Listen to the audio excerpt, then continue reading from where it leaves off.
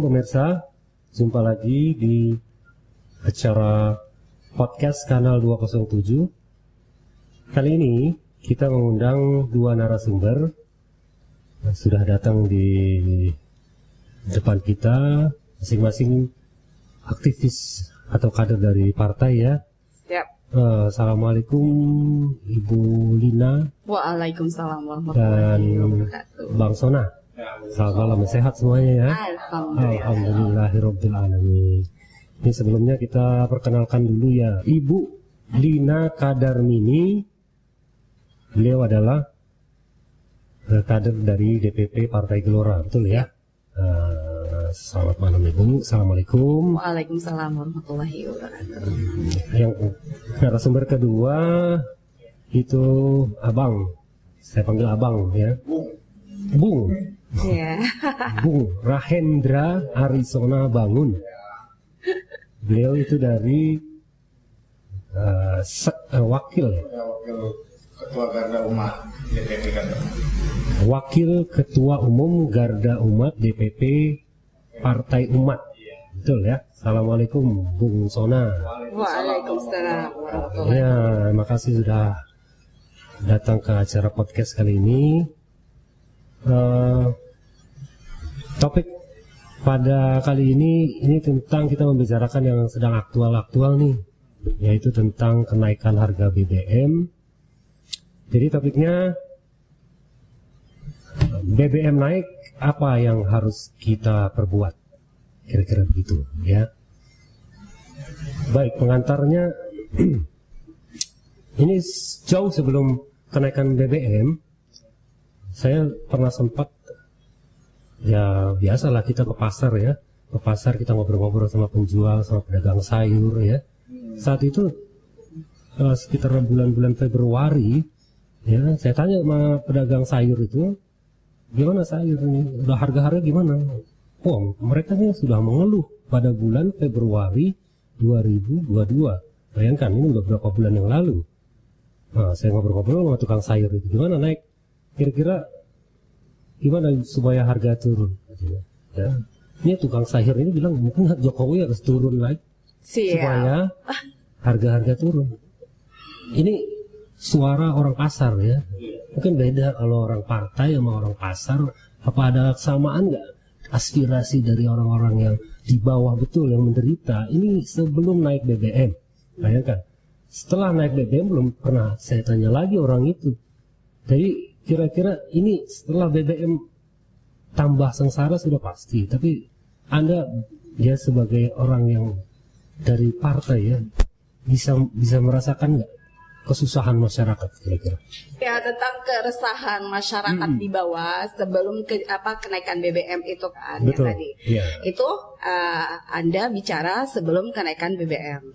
Nah, gimana dengan ini yang dipertanyakan setelah kenaikan BBM. Karena saya memang sudah tidak nanya lagi, mungkin mereka udah marah-marah betul kan? Udah tutup kan? Pasti dia tukang sayurnya pulang kampung, nggak tahu gitu kan? Iya. Nah, yang dari partai ini lebih banyak turun ke bawah saya kira gitu ya. Mungkin Bu Lina nih bisa Ya, menangkap. apalagi seorang emak-emak ya. Betul. Iya. Kira-kira seberat apa sih masyarakat setelah BBM naik sekarang ini, Bu Lina? Iya, oke. Kalau saya sebagai ibu rumah tangga dan sebagai juga kader partai juga merasakan banget. Itu kayaknya menyusahkan banget. Apalagi kita tuh seorang ibu merasakan kan harga untuk kehidupan sehari-hari ya kan. Kayak tadi dibilang yang di pasar, cabai atau apa itu kebutuhan bahan pokok yang kita masak tiap hari, dan kebetulan juga sekarang BBM naik dan rencana katanya listrik yang 450 itu yang disubsidi juga akan dihilangkan ya kan, dan diganti dengan yang 900 itu. Apa rakyat nggak menjerit gitu loh. Kita ibu rumah tangga aja udah pusing gitu mikirin untuk yang hari-hari, apalagi semua ini gara-gara BBM naik, semua pasti akan naik gitu loh kan. Nggak satu BBM aja gitu loh kan. Dan ini dampaknya sangat banget kepada rakyat gitu. dengan ketidakpastian ekonomi global yang ada di Indonesia ini yang sekarang lagi kita ini benar-benar kayaknya sangat menyusahkan dan meresahkan semua, terutama ibu-ibu ya, dan terutama juga kayaknya bapak-bapak deh yang harus terus untuk mencari kelebihan yang dia harga naik-naik gitu. Pedagang keliling ini yang seberang nggak usah jauh-jauh dari seberang. Kalau kurang ibu rumah tangga pasti marah dong sama bapak-bapak ya kan. Modal dari Mas Nur tukang martabak di sebelah itu harus belanja lebih setiap hari, harus nambah 150.000 Bang Sona ya. Coba bayangin, dengan belum tentu keuntungannya bertambah dengan kenaikan ini kan, dia mungkin naikin tapi yang beli nggak ada gitu. Iya. Daya belinya jadi berkurang. Pasti. Yang jelas untuk mengeluarkan uang harus lebih tinggi lagi, belum ada kepastian keuntungannya lebih banyak gitu. Gimana Bung Sona melihatnya gimana dari sudut laki-laki ini? Kalau saya pribadi sih kita lihat dari kacamata kita baru keluar dari pandemi ya kan, di mana ekonomi saat itu jatuh habis dan ekonomi kita turun habis. Itu kita baru mau bangkit lagi, dihajar lagi dengan adanya BBM naik. Kita lihat bagaimana Pertalite dari 7.000 naik ke 10.000, Pertamax yang 2 kali naik. Kita udah berapa, tanggal 1 kita sempat di prank kan, tanggal 3 naiknya jadi. Nah disinilah kita masyarakat, ya bukan hanya BBM sendiri yang naik, efeknya kan jadi banyak gitu, dari harga-harga pokok, sembako semua ikut naik gitu kan, transportasi. Jadi disitulah ya, apalagi inflasi, harga rupiah pun anjlok gitu kan. Kita lihat bagaimana rupiah sekarang terhadap dolar udah makanya ini mungkin terjadi krisis rismon lagi, mungkin saya lihat arah-arahnya ke sana. Kita lihat lah, uang 50.000 buat apa sih sekarang, udah nggak. Dulu masih ini ya, kita lihat nih harga-harga rupiah bagaimana sekarang. Nah inilah antisipasi masyarakat, kita ngelihat bagaimana pemerintah rejim ini gitu, apakah mau lanjut apa tidak gitu kan. Cuma satu hal, saya sebelum kenaikan BBM juga saya ikut acara semacam Zoom gitu ya dengan Menteri Pariwisata Sandiaga Uno. Itu menyoal soal kenaikan aftur juga ya. Aftur juga naik, BBM naik ini ya. Jadi di situ ada undangan dari Organda. Ini pesan dari Organda, ini satu hal saya tangkap, dia sendiri melakukan kalkulasi juga, dia hitung-hitungan, dia nggak percaya sebenarnya, dia juga bingung kok bisa September Pertalite habis. Menurut hitung-hitungan Organda itu nggak habis, September nggak habis karena pengeluaran kita nggak sebesar yang dibayangkan. Paling banyak kita waktu mudik aja Lebaran kan ya. Nah ini udah tanda sebenarnya ada masalah apa udah ada tanda-tanda kebangkrutan, apa ada masalah yang lain, misalnya penjeludupan bisa jadi kan, udah habis nih jadi dijual di luar gaungnya kan, bisa jadi gitu. Bisa juga ditimbun ya. Nanti dikeluarkan setelah mereka ada niat untuk menaikkan lagi kan, kita nggak kurang juga. Ya itu kan desas-desus ya. Bisa jadi apa aja bisa ya. Bisa. Tapi kira-kira keuangan negara memang lagi susah kelihatannya ya. Dia negara pengen banget ada uang masuk banyak sekarang kan? Ya udah pasti. Karena kan sekarang ini ada isu tentang yang kata-kata Sri Mulyani yang keceplosan menurut Said Didu tuh, yang katanya bahwa utang negara itu lagi jatuh tempo. Jadi mau nggak mau dinaikkan lah semuanya. Gitu sih saya. Jatuh tempo. Jatuh tempo hutang. Ini kayak koperasi yang harian aja gitu ya. Ini mau dijatuh tempo. Jadi kalau satu lagi kemarin selain ada lagi kabar nggak selain listrik yang mau dihapus 450 itu? Ya pembagian kompor listrik. Iya. Tapi kompor listrik sendiri sebenarnya menaikkan listrik berkali-kali lipat.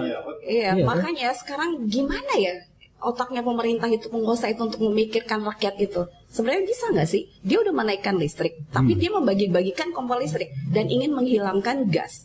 Itu kayaknya sangat meresahkan banget. Kalau saya sebagai ibu rumah tangga sangat-sangat mengecewakan bagi untuk saya ya. Kalau sampai gas itu dihilangkan secara perlahan-lahan, ini kan udah permainan politik ini. Kalau pemerintah penguasa sekarang, oligarkinya benar-benar kelihatan banget gitu. Kita sebagai ibu rumah tangga sangat-sangat, aduh gila. Kalau gas tiba-tiba hilang, terus bagaimana gitu? Apa tukang gorengan kemana-mana harus bawa listrik gitu? Tukang cakwe atau apa? Mungkin harus bikin apa itu yang sepeda listrik itu, bawa-bawa itu yang dicas-cas itu. Nggak tahu tuh harganya juga 2 juta masih yang kayak begitu. Iya kan? Iya. Itu kayak saya juga bingung pemerintah sekarang ini. Apa dia tuh tidak berpikir gitu ke bawah gitu loh, bahwa rakyat di bawah itu tidak memerlukan hal-hal yang seperti mereka pikirkan gitu loh. Iya, maksudnya Iya. Tidak ada sama sekali ada rencana jangka panjang mau ada dari gas ke listrik, ke kompor listrik kan. Tiba-tiba ada ide kayak begini kan, aneh betul ya. Kalau dulu kan sebelumnya minyak tanah ke gas kan, itu konversinya langsung hilang kan, minyak tanah langsung secara perlahan hilang. Terus muncullah gas ya kan. Nah setelah ini ada rencana lagi untuk pakai listrik lagi. Aduh, listrik aja sekarang tahu sendiri kan bayarnya kayak gimana. Ayo, bapak-bapak merasakan nggak kalau ibu-ibu? Saya kebetulan bayar listrik juga. Memang tiap bulan ada kenaikan. Memang ada kenaikan. Udah naik, sekarang naik. Apalagi yang pakai abodemen itu, pakai nggak pakai itu harus bayar sekian gitu. Ya inilah kita lihat utang PLN sendiri 500 triliun, bayangin 500 triliun utang kerugian lah. Nah, PLN mengalami kerugian 500 triliun, bayangin. Sedangkan kita sendiri bayar tepat waktu semua, bayangin kan.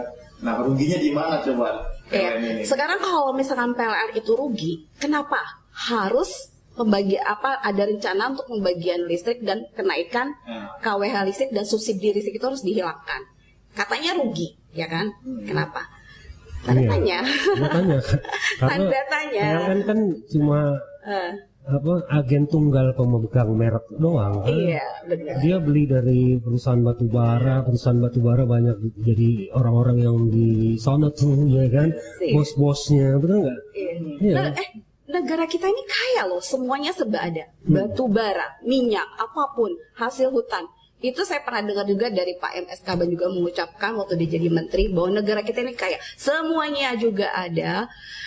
Dari hutan, dari hasil hutan, dari hasil tanahnya, semuanya Indonesia itu kaya. Tapi saya bingung kenapa pemerintah tuh merasa kita tuh kayak apa gitu, berkurang terus, dan akhirnya rakyat yang ditindas gitu.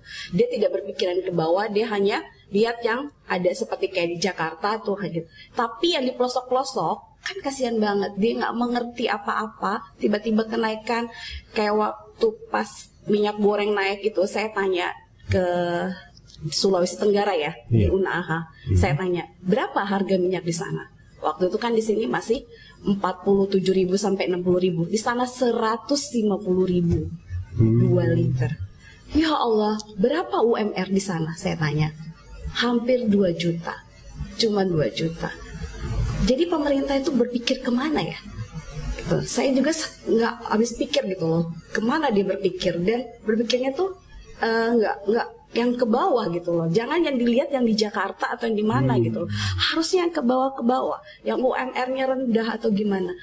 Jadi mereka itu pas minyak goreng naik 150.000, apa yang mereka beli? Beras pun dia untungnya tidak beli gitu loh. Betul. Iya. Saya sebagai ibu rumah tangga merasa kayak ya Allah, ngenes banget lihat saudara. Iya. Ya itu penderitaan itu udah jelas ya di mana-mana. Lebih di pelosok lebih susah lagi keadaannya kan. Kalau di sini mungkin kita masih bisa. Kita warga DKI masih syukur alhamdulillah. Iya. Terus saya tanya di bawah, apalagi di Papua. Nah, apalagi setelah BBM naik ini lebih susah lagi kan. Cari Pertalite aja udah susah. Jadi solar itu sampai mengantri lama dan dapatnya cuma hanya berapa liter, harganya juga gila. Tidak seperti yang di Jakarta gitu loh. Kita syukur alhamdulillah tinggal di Jakarta, jadi masih bisa terkontrol. Makanya saya juga bingung gitu. Kalau saya lihat ini pemerintah ini udah panik.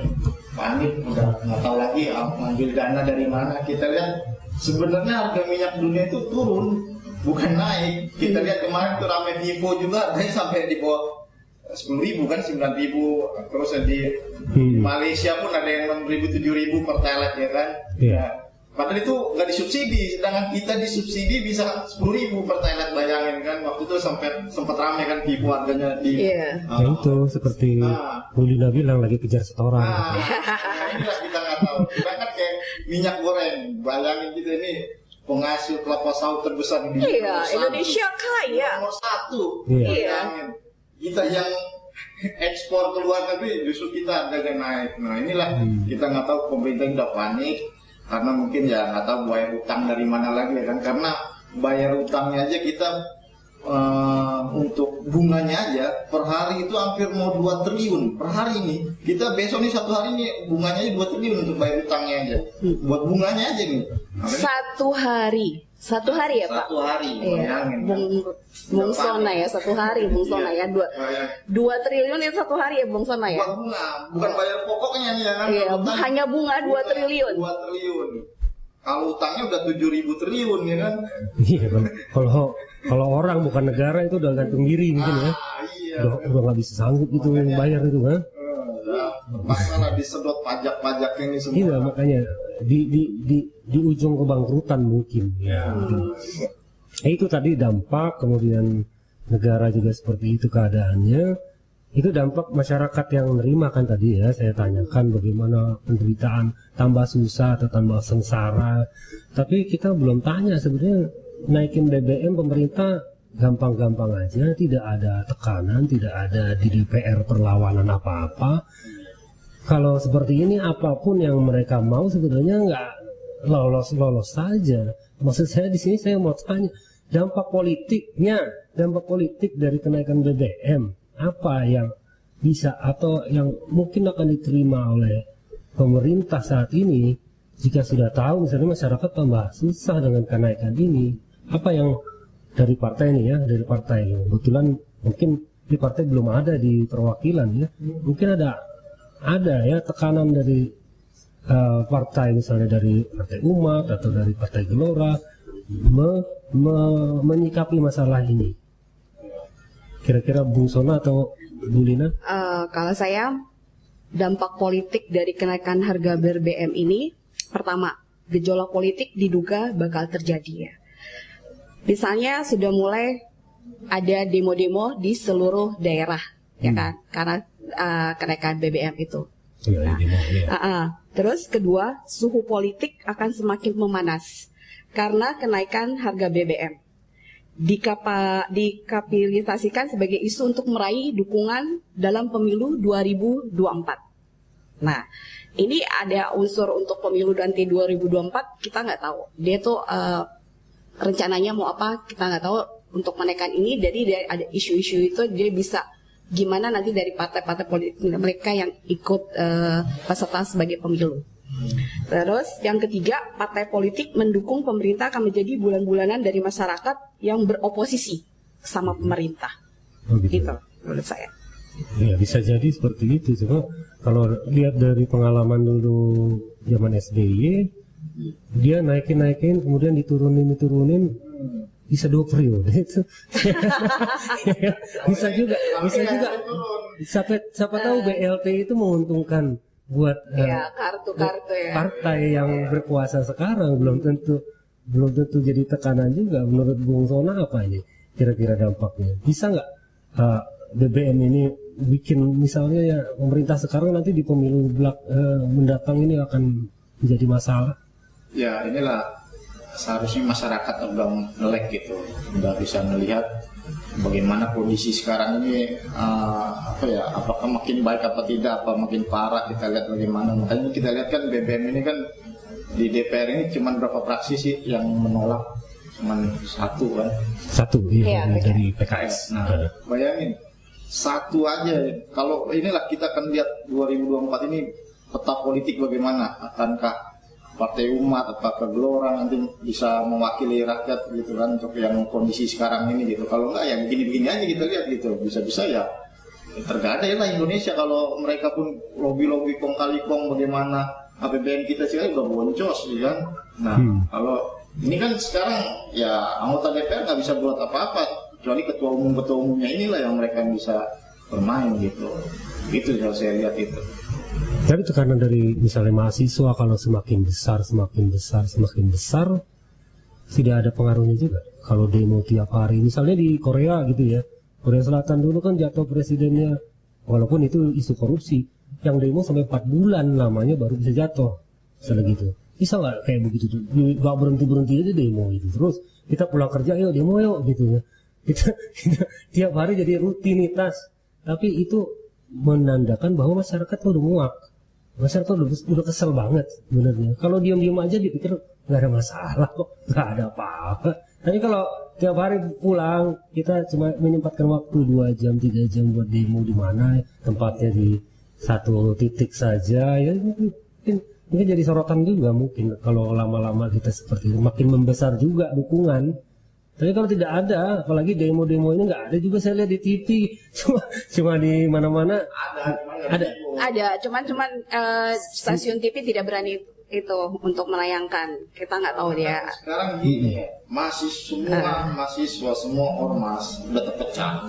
Kenapa terpecah? Ya mungkin udah ada ganti siapa di belakang ini, siapa di belakang ini. Sedangkan kayak kita nih aliansi mahasiswa, aliansi mahasiswa itu aja terbagi 3, ada BEM Nusantara, ada BEM Indonesia, banyak udah pecah-pecah. Di kita juga, nah di sini siapa di balik ini semua kan mereka kan ya biar kita pun nggak susah bersatu di situ. Makanya setiap demo ya paling BEM mana, itu mana, mahasiswa mana gitu aja.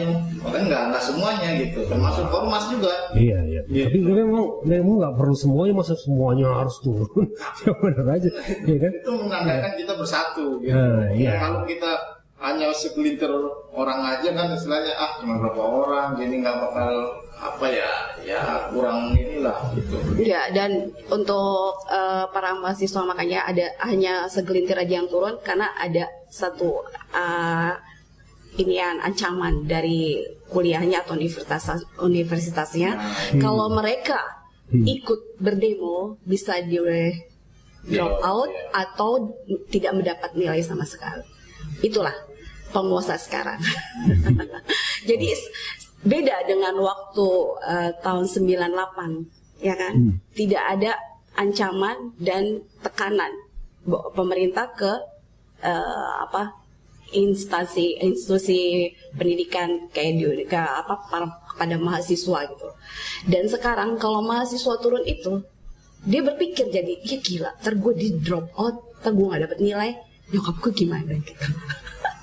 Jadi itu deh satu ancaman. Harusnya dari partai itu bisa nekan juga kalau. Iya, insya Allah Partai Gelora kalau masuk dalam dan ikut pemilu, insya Allah.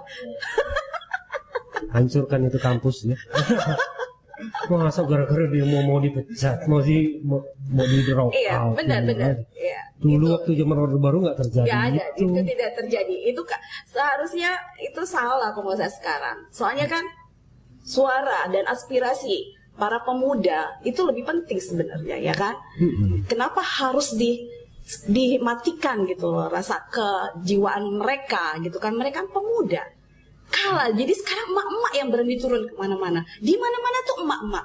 Karena para pemuda itu takut, karena takut nggak ada masa depan untuk mereka, ya kan? Sebenarnya itu dalam hati mereka tuh udah menjerit banget, ingin turun gitu loh. Gitu. Jadi udah di setiap instansi pendidikan. Jadi Partai Gelora dan Partai Umat di belakang mahasiswa pasti. Iya, siap. Support terus aspirasi masyarakat yang paling dalam. Karena sekarang ini berbeda dengan zaman dulu. Demokrasi sekarang ini demokrasinya beda. Benar-benar diancam. Kita lihat bagaimana sekarang ada undang-undang ITE kan. Setiap kita meritik pemerintah selalu diawasi, selalu dikencang dilihat. Sekarang gampang pasal-pasal karet itu untuk undang-undang ITE gampang gitu. Makanya kita ngeritik juga ya. Kalau nggak bersatu susah gitu. Kita kalau salah bicara aja udah langsung diambil. Apalagi mahasiswa sekarang nggak kayak zaman dulu, sekarang udah main TikTok kan. Iya. Tapi demonya bisa pakai TikTok juga loh sekarang. Iya, cuman di medsos aja gitu. Makanya kita ini dibungkam, demokrasi sekarang benar dibungkam gitu. Demokrasi kita sekarang mati. Jadi kita demonya 14 detik aja kayak di TikTok gitu ya. Gitu ya. Ya, jadi ngikutin apa ya hobi mereka juga gitu ya. Oke, jadi tadi udah dibahas di awal sama Bung Sona 98 dibahas selintas-selintas. Ini ada kesamaan nggak nih 98 dengan krisis? Ini kalau saya bilang sih udah masuk krisis ini kan. Ya krisis maksudnya ekonomi sedang krisis. Ya ini ya rupiah juga udah mulai 15.000 lagi kan. Ya, ini hampir kayak mengulangi tahun 98 atau ini akan terulang lagi seperti sejarah terulang kembali nggak 98 dengan keadaan sekarang, misalnya? Iya, kalau menurut saya sih bisa terjadi. Kita lihat bagaimana kondisi sekarang ya kan. Semuanya hanya dipaksakan di infrastruktur aja gitu. Kita lihat bagaimana IKN pun mau dibikin kan, lagi kondisi begini pun dipaksakan IKN ya kan. IKN harus dijelaskan dulu, IKN bukan ikatan. Bukan.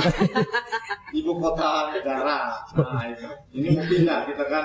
Jadi di saat-saat sekarang IKN jalan terus nggak peduli. Nggak peduli. Ya, nggak peduli. Padahal berapa triliun nggak tahu dari mana dananya, dipaksakan aja di situ kan. Kayak kereta cepat kita lihat bagaimana Jakarta Bandung dipaksakan juga, padahal udah istilahnya rugi gitu. Ini soalnya 98 itu udah mau pindah kan ibu kota ke Jonggol. Ya. Di stop sama Pak Harto. Pak Harto masih pakai akal sehat juga gitu. Iya, Ya, ini jalan terus. Sepertinya mereka tidak mempunyai akal sehat. Ya, susah. Maju tak gentar mereka, ya kan? Nggak mau turun-turun. Malah mau nambah lagi 3 periode kan.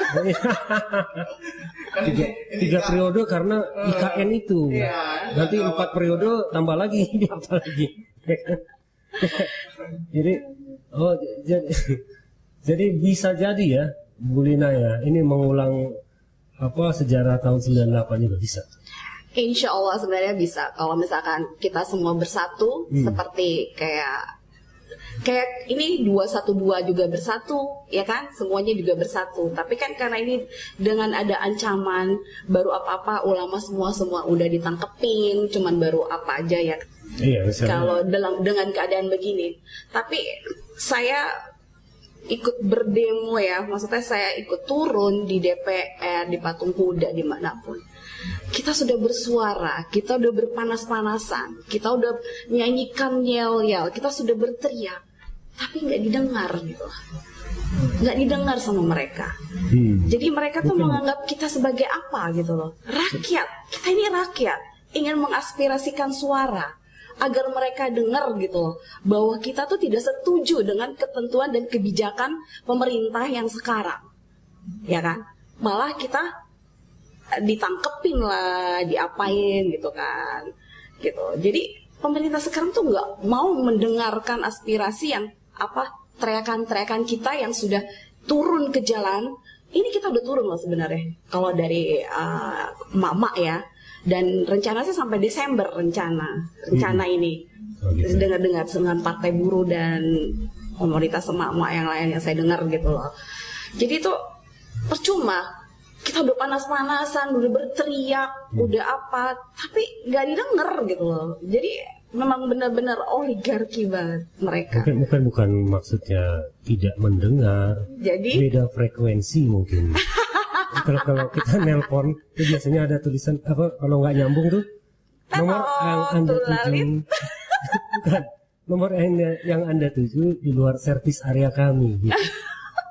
bukan layanan saya gitu kan. Demonya bukan negara Indonesia, negara penahan. Wakanda. Negara Wakanda. Orang bukan negara saya. Iya, ini negara apa sih yang di demo katanya gitu ya. Itu beda frekuensi begitu, jadi ya nggak nyambung gitu.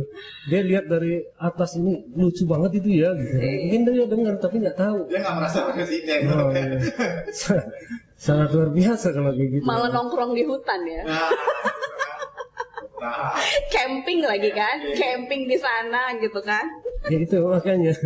Ya ini memang Makanya saya dari dulu ya mikir dari periode pertama Presiden Jokowi sampai sekarang apa sih satu prestasi dia gitu? Iya. Apa dari sekarang saya kadang lihat dia itu apa satu prestasi dia yang benar-benar selain pencitraan itulah gitu ya kan, menutupi kesalahan-kesalahan belum ada sampai sekarang pun prestasi dia gitu yang benar. makanya Bung Sona itu jangan menanyakan, ngasih saran aja. Ngasih saran sama penguasa saat ini. Kira-kira apa saran kalau dibilang menyuarakan rakyat? Ya saya yakin Partai Gelora dan Partai Umat ini pastilah menyuarakan suara rakyat. Tapi masalahnya ya mungkin ini penguasa perlu diinsapkan gitu ya, ya kan? Ya dikasih pesan. Kira-kira apa yang mau dikasih pesan dari Partai Umat mewakili dari Bung Sona ini kepada penguasa yang sekarang ini? Apa yang mau disampaikan kira-kira?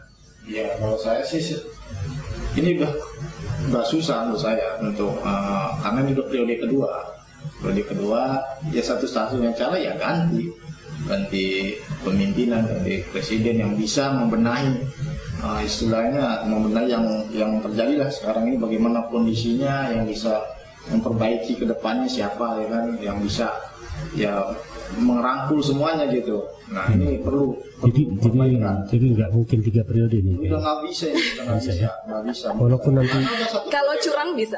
kalau kan saya tadi bilang kalau maunya penguasa lancar aja dari DPR, kok orang BBM lancar-lancar aja. Kalau 3 periode mau, siapa yang boleh lihat? Siapa yang bisa halangin mereka? Iya, nggak ada yang bisa halangi, satu partai nggak bisa. Gitu.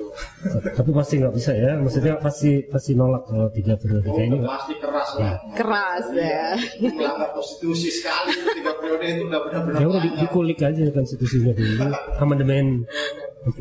Kalau mau tambah parah lagi ya silakan gitu kan. Bagaimana kondisi sekarang apakah lebih baik apa enggak ya, kalau mau itu silakan gitu. Gitu aja sih. Menurut saya sih udah susah lah, udah sulit untuk diperbaikin, kecuali diganti benar-benar. Makanya kita istilahnya ya rebut kekuasaan tadi gitu, diganti kekuasaan bagaimana bisa memperbaiki ke depannya gitu.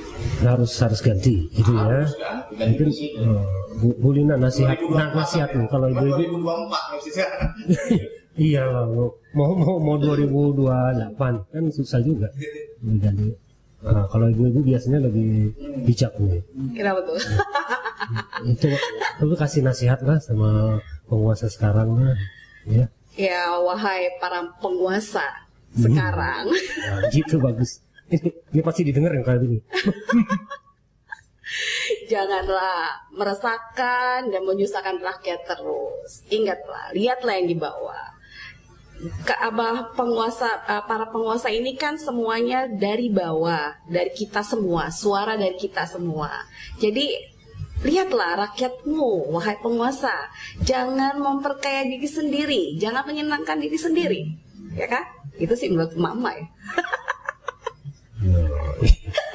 Ya benar itu Iya. nasihat yang bagus itu ya kan, karena Lihatlah di bawah, iya. Mama udah tahu ini menyenangkan diri sendiri aja, ini memikirkan diri sendiri.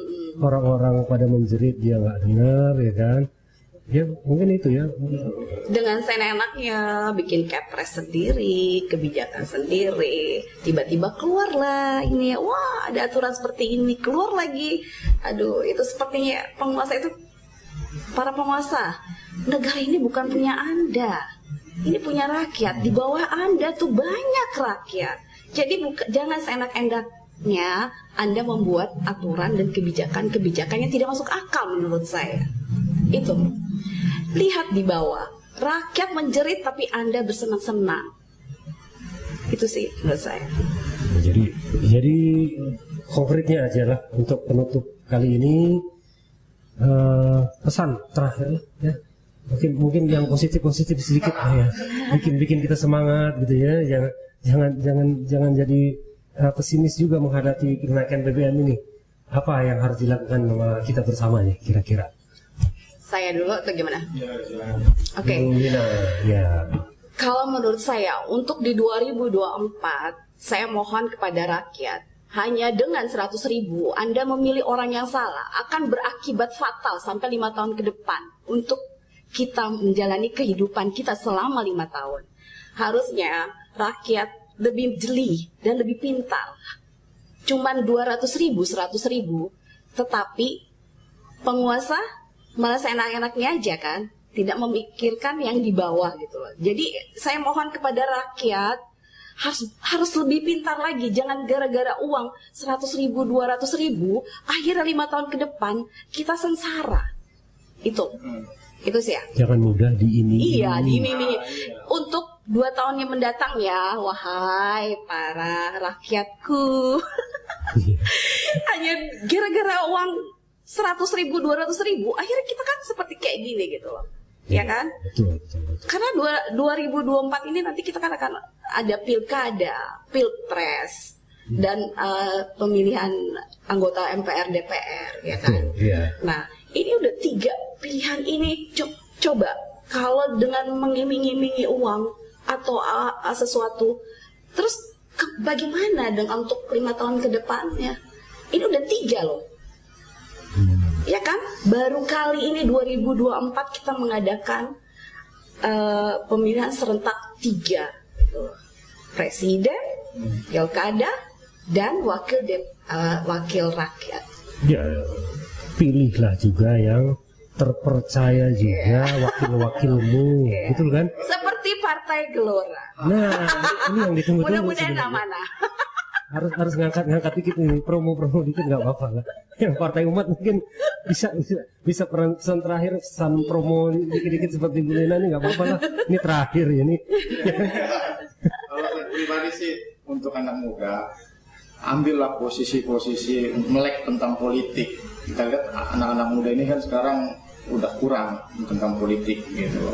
Melek bahwa kekuasaan itu ya kita selanjutnya, kita generasi yang berikutnya gitu. Siapa lagi kalau bukan kita lagi kan gitu. Makanya kita lihat bagaimana kondisi sekarang, apakah lebih baik apa enggak. Nah, makanya tadi betul kata dari Gelora, yaitu kalau udah diiming-imingi duit jangan sampai terulang lagi 5 tahun ke depan gitu. Ya itu aja sih, sampai makanya saya bilang ambillah bagian di parlemen ini, kita rebut kekuasaan tadi, kita gantilah mereka gitu. Makanya Partai Umat kalau bisa ada di DPR. Iya.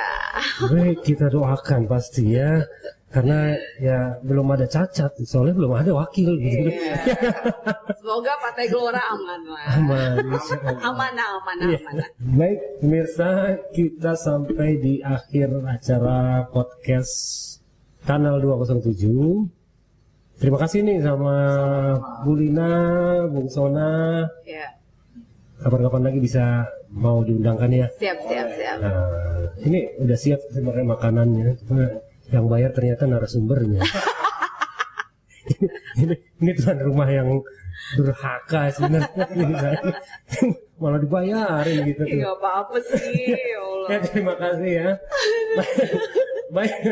Baik pemirsa, sampai di sini acara podcast Kanal 207. Terima kasih atas perhatiannya. Kita jumpa lagi di episode berikutnya. Jangan lupa, kita boleh menutup mulut kita dengan alasan kesehatan, tapi jangan pernah menutup mulut kita untuk menyuarakan kebenaran. Siap. Wassalam. Assalamualaikum.